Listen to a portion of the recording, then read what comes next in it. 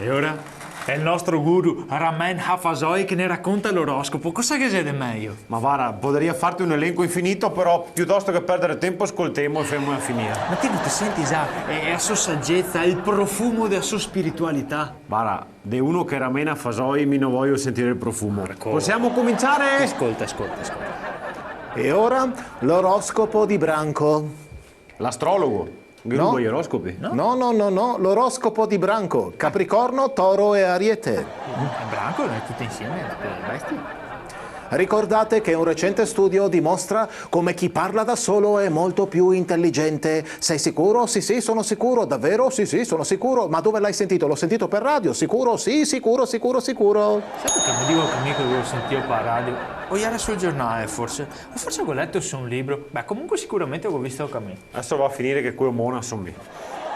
Vergine, se cambi idea, 335 82 42 74. No, scusi, guru, cosa stai a fare? Ma non è quello che te pensi te, ho staccato dalle cose del corpo. No, mi pare che vuoi attaccarsi a una parte del corpo. Marco, ascolta. E ora chiudiamo con la bilancia.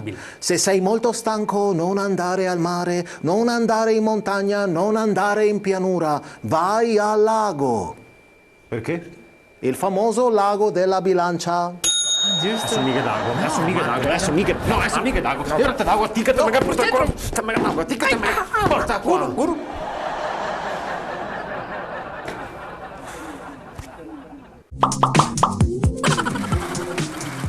Quanto fortunati siamo ad avere qua il guru indiano numero 1, Ramen Hafazoi. Ramena fasoi. No, Ramen Hafazoi. È un'età che pillole che entrano nella nostra mente eccezionali. Ma secondo me è più supposte e dove che entrano te lo dico. Marco, per piacere, dammi fiducia. Ascolta. Sì, ascoltiamo. Oroscopo. Cancro, vostra figlia vi chiederà di giocare a Shanghai. Certo, Shanghai è un po' lontano, ma per i figli si fa questo ed altro.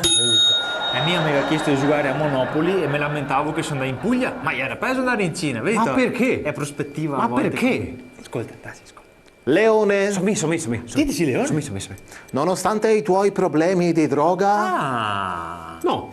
nonostante i tuoi problemi di droga, no. Ascolta. inizierai ad amare la natura. Questo sì. Infatti comincerai a bucarti con gli aghi di pino.